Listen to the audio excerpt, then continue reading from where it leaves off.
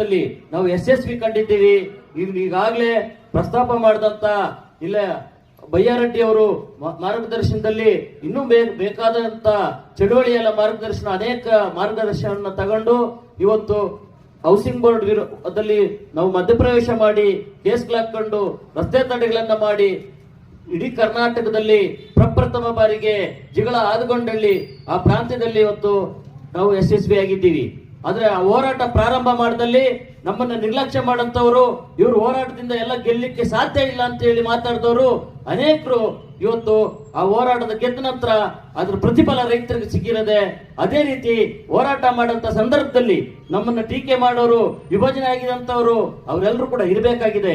ನಾವು ಗಟ್ಟಿ ಆಗ್ಬೇಕಂದ್ರೆ ನಮ್ಮನ್ನ ಟೀಕೆ ಮಾಡೋರನ್ನ ಸ್ವಾಗತಿಸ್ತಾ ಆ ಹೋರಾಟವನ್ನ ಅವರ ಛಲವಾಗಿ ಅವರ ಹೇಳಿಕೆಯನ್ನ ಅವರ ತತ್ವಿತರ ಹೇಳಿಕೆಗಳನ್ನ ಇವತ್ತು ಅದರ ನಾವು ಛಲವಾಗಿ ಸ್ವೀಕರಿಸಿ ನಾವೆಲ್ಲರೂ ಐಕ್ಯತೆಯಿಂದ ಇವತ್ತು ಹೋರಾಟವನ್ನ ಗೆಲ್ಲೋಣ. ಆದ್ರೆ ಈ ಹೋರಾಟ ಗೆಲ್ಲುವ ತನಕ ಉತ್ತಮ ಹಾದಿಯಲ್ಲಿ ತಗೊಂಡೋಗೋಣ.